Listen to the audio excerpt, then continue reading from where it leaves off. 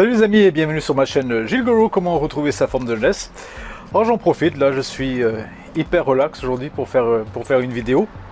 D'ailleurs journée où je profite bien puisque ce matin je suis allé faire du sport. Moi je suis allé à la salle de gym et après je suis allé à la plage me baigner et profiter de cette belle journée. Bien, alors là je vais en profiter pour vous faire une nouvelle série de vidéos. Et cette série de vidéos va se porter sur les vitamines. Les vitamines sont extrêmement importantes. Donc, durant cette série de vidéos, nous allons voir les différents types de vitamines. Alors, je vais prendre tout simplement comme exergue mon livre. Je vais tout simplement lire mon livre, car je pense que c'est le meilleur moyen de vous passer le message, de ne rien oublier. Et donc, je vais vous lire des passages de mon livre et tout simplement vous donner les informations importantes sur les différentes vitamines. Naturellement, la première vitamine dont on va parler, ça va être une vitamine liposoluble qui est bien connue, c'est la vitamine A. Et là, vous allez voir que la vitamine A n'est pas aussi simple qu'elle ne le paraît. Alors, voici le titre de mon livre, Les vitamines à la pêche. La fonction des vitamines ne consiste pas qu'à favoriser la production d'énergie, mais surtout à assurer le bon fonctionnement cellulaire. Sensibles à la cuisson, elles sont idéalement apportées par une alimentation végétale, crue ou très peu cuite. Une alimentation riche en fruits frais et légumes, de saison, bio, dépourvus de pesticides apporte une grande quantité de vitamines ainsi que les légumes et boissons lactofermentées, telles que par exemple le kombucha, les oléagineux, tels que par exemple les amandes, les noix du Brésil, les noix, les noisettes, les huiles végétales extra vierges de première pression, les graines, par exemple les graines de chia qui sont extrêmement riches en vitamines ainsi que les graines de lin, les légumineuses et les graines germées, je pense entre autres à tout ce qui est fenugrec, tout ce qui est alfalfa, voilà, les lentilles germées, etc.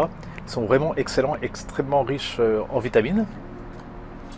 Également les céréales complètes, idéalement germées naturellement, les algues d'eau de mer et d'eau douce. Alors parmi les algues d'eau de mer, on peut penser à tout ce qui est wakame, douché, nourri.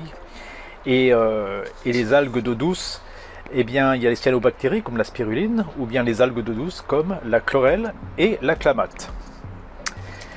Les œufs de pâturage, alors ça c'est important, hein. Si vous voulez consommer des œufs, surtout des œufs de pâturage, surtout pas des œufs industriels, parce que les poules sont carnivores et elles picorent, et elles aiment bien manger des vers. Et justement, c'est à travers un comportement naturel que les poules vont pondre des œufs qui sont extrêmement qualitatifs, excellents pour la santé, parce qu'il faut savoir que le rapport et surtout le taux d'assimilation protéique des œufs est d'environ de 48%. Le taux d'assimilation protéique du lait maternel est de 49%, celui de la viande environ de 32%, et celui des protéines vendues dans les salles de musculation est d'environ 17%. Voilà. Pour ma part, j'aime bien prendre des acides aminés qui eux ont un taux d'assimilation protéique qui est supérieur à 90%. Donc c'est vraiment excellent. J'achète ces acides aminés dans une très bonne compagnie qui s'appelle Sunday Natural, qui est une compagnie allemande. Voilà. Également pour avoir un apport intéressant en vitamines, également tout ce qui est fromage cru, le fromage de brebis et de chèvre, le beurre de baratte cru et bio, du vrai beurre, les produits de la ruche, naturellement tout ce qui est pollen d'abeille, les différents types de miel, également la gelée royale, etc. Donc tout ça c'est extrêmement riche en vitamines. La levure de bière et surtout la levure nutritionnelle. Voilà, j'en prends tous les jours puisqu'elle est extrêmement riche en vitamines du groupe B. Alors, excusez-moi, je suis en train de digérer mon premier repas de la journée. Je me suis pris un bon smoothie et je suis en train de le digérer tranquillement. Voilà. Alors, on distingue deux types de vitamines. Les vitamines liposolubles, c'est-à-dire qui se dissolvent dans les graisses. Donc parmi celles-ci, on peut citer notamment la vitamine A, c'est ce qu'on va voir aujourd'hui, la vitamine D, la vitamine E et la vitamine K. Et ensuite, les vitamines hydrosolubles, c'est-à-dire qui se dissolvent dans l'eau. Donc toutes les vitamines du groupe B, ainsi que la vitamine C. Alors, les vitamines liposolubles sont stockées dans les tissus adipeux et dans le foie, tandis que les vitamines hydrosolubles sont immédiatement utilisées. Et ça, c'est très très important. Si bien que tout excès est éliminé de l'organisme lors de la miction. La vitamine B12, contrairement aux autres vitamines hydrosolubles, est stockée dans le foie. Donc elle est peu présente dans le monde végétal et elle doit être impérativement complémentée. D'ailleurs, on verra cela en détail lorsque je vous ferai une vidéo sur la vitamine B12. Vous verrez ô combien il y a énormément de mythes autour de la vitamine B12. Les produits animaux sont également riches en vitamines, notamment les abats et les poissons gras. Mais ce livre tente de démontrer que le monde végétal et les produits bio d'origine animale tels que les œufs de pâturage, le beurre cru et les produits de la ruche apportent toutes les vitamines nécessaires au bon fonctionnement de l'organisme et que la souffrance animale n'est pas réellement justifiable. Nous sommes les acteurs du massacre à l'échelle mondiale de la vie animale dans les océans, la pêche industrielle, de l'élevage de masse d'animaux parqués dans des conditions de souffrance ignobles.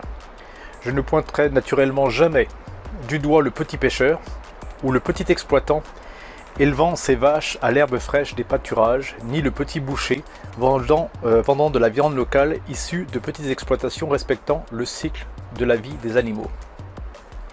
Donc je ne suis pas un extrémiste. Je pointe du doigt cette monstrueuse industrie du vivant, entre parenthèses, qui empoisonne et détruit la planète. Cette industrie des produits chimiques hautement nocifs qui se déversent dans nos campagnes et sur nos terres au détriment du bon sens et des lois de la vie. De cette pêche, entre guillemets, industrielle qui rase des écosystèmes entiers. De cette folie humaine consistant à raser des forêts primaires pour imposer des élevages démesurés, alimentant les rayons des supermarchés. De ces terres sacrifiées pour des millions d'hectares de soja servant à l'alimentation de millions de bovins, et chacun d'entre nous sommes directement responsables par nos choix alimentaires de la pérennisation de cette industrie. Donc vous aurez bien compris que mon objectif, c'est de vous donner des informations qui soient pertinentes et vous diriger tout simplement vers une alimentation qui soit majoritairement végétalienne, peu cuite, voire crue, et très peu de produits animaux. Mais ceci dit, chacun est différent, ça j'y viendrai plus tard. Alors, on va parler aujourd'hui donc de la première vitamine, qui est la vitamine A, communément appelée rétinol, qui est donc une vitamine liposoluble. Le rétinol est la forme la plus active de la vitamine A, et celle-ci est directement assimilable, tandis que les caroténoïdes sont les précurseurs de la vitamine A et sont transformés en rétinol dans les intestins. Le rétinol est biodisponible dans les œufs de pâturage bio et le beurre de baratte cru bio. J'insiste très fortement sur la qualité et l'origine des aliments, car il existe un gouffre nutritionnel entre les œufs industriels et les œufs de pâturage bio, ainsi qu'entre le beurre industriel pasteurisé et le beurre de baratte bio confectionné avec de la crème crue. Les caroténoïdes sont pleinement disponibles dans les végétaux colorés et vert foncé, sous forme de 1. Le bêta-carotène, qu'on va trouver dans tout ce qui est carottes, patates douces, potirons. 2. La lutéine, qu'on va trouver notamment dans tout ce qui est feuilles vertes, épinards, persil, cresson, chou kerl, brocoli. 3. Le lycopène, que vous connaissez sans doute probablement, puisqu'il a été popularisé avec la tomate. La goyave et la pastèque en sont également très riches. Numéro 4, ça c'est un peu plus rare déjà, c'est la zéaxanthine, d'ailleurs j'en prends en complément, que l'on trouve notamment dans le poivron orange, dans les mangues et les baies de goji. Et finalement, l'astaxanthine, que je prends également en complément, qu'on trouve notamment dans les algues marines, dans le plancton, les fruits de mer. Elle confère une pigmentation rouge à certains crustacés, au saumon et à l'algue marine Hematococcus pluvialis, qui en contient énormément. Cette dernière est disponible en supplément. Alors, quels sont les bienfaits de la vitamine A ? Eh bien, la santé de la peau, des cheveux, des ongles, des gencives, des dents et des os. Elle est excellente pour la vision, car elle permet la synthèse des pigments visuels de la rétine. Elle permet le renouvellement cellulaire, le renforcement du système immunitaire. C'est un antioxydant extrêmement puissant, notamment l'astaxanthine, et elle permet de métaboliser le fer. Voilà, on va continuer. Hop, je tourne la page. C'est un peu compliqué là, puisque je n'ai qu'une main. Voilà, bah écoutez, c'est fini pour cette première vitamine, qui est donc la vitamine A. Donc, il faut bien comprendre que, vous allez le voir au fur et à mesure, que le rôle des vitamines est incommensurable. Et si nous voulons avoir un corps qui fonctionne correctement, eh bien, nous devons avoir un apport en micronutriments qui soit conséquent. Mais il faut savoir que il n'y a pas que les micronutriments. Les macronutriments sont également extrêmement importants. D'ailleurs, on le voit souvent chez des gens qui deviennent végétaliens et qui ne mangent plus que des fruits, des légumes crus. Ils ont un manque de macronutriments très souvent, c'est-à-dire un manque d'apport protéique, parfois un manque d'apport lipidique parce qu'ils vont éviter tout ce qui est avocat, tout ce qui est noix, noisettes, les graines, etc. En fait, si on veut avoir une santé pérenne, eh bien, il va falloir adopter une panoplie qui soit large, voilà, qui puisse vous apporter à la fois les micronutriments, ça c'est un peu plus compliqué, et les macronutriments, c'est-à-dire tout ce qui est lipides, protides et les glucides. Voilà. Donc, au fur et à mesure de cette série de vidéos, nous allons voir comment élaborer un plan qui puisse vous permettre d'apporter plus ou moins toute cette panoplie de micronutriments ainsi que les macronutriments. Voilà. Par exemple, une personne qui est cachexie, eh bien, si c'était mon cas, moi je lui recommanderais, et pourtant je suis végétalien, de manger de la viande, notamment de la viande rouge, parce qu'elle est riche en fer héminique, qui est très important pour la construction des globules rouges. Alors, une fois par semaine naturellement. Mais je la guiderai de manière qu'elle consomme une alimentation qui soit extrêmement dense. Voilà. Je ne vais pas dire à une personne qui est cachexie manque que des fruits et légumes. Elle va crever, tout simplement. Elle va mourir. Et c'est ce qui s'est passé dernièrement avec une végane, c'est encore un terme, une végane russe qui est décédée, là, qui était complètement anorexique, cachexique, et vraiment elle était complètement focus sur le fait qu'elle devait manger que des fruits et légumes crus, surtout des légumes. Et bien elle est morte tout simplement parce qu'elle avait un apport en macronutriments qui n'était largement pas suffisant. Voilà. Donc il faut rester raisonnable. Lorsqu'on va faire un changement alimentaire, ce n'est pas la peine d'être extrémiste. Si vous mangez de la viande, c'est pas bien grave. Progressivement, vous allez diminuer votre quantité de viande pour augmenter progressivement la quantité de fruits et légumes. Voilà. Je vous rappelle que j'ai un blog qui s'appelle www.gillegoro.fr et dessus j'ai énormément d'informations sur l'élaboration d'un plan alimentaire. Donc moi je vous conseille d'aller sur ce site, c'est gratuit, hein, pas besoin de payer. Et là, vous allez obtenir énormément d'informations sur la santé. Voilà, je vous souhaite à tous et à toutes une excellente journée.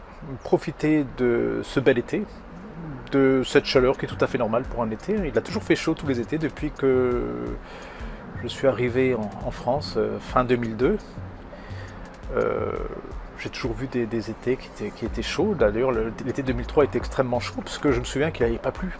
Il n'avait pas plu quand j'étais arrivé en France. Je me suis dit, mais il ne pleut jamais dans cette région. Et maintenant, je trouve qu'il pleut beaucoup plus. Voilà. Donc, moi, je trouve que la température est tout à fait agréable et j'ai pas l'impression qu'on est en train de vivre spécialement une canicule. Hein. Je sais pas ce que vous en pensez, mais moi, je trouve que c'est tout à fait normal. Voilà.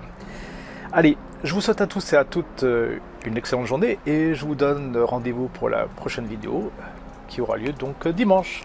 Bye bye, ciao, à plus. Je vous aime.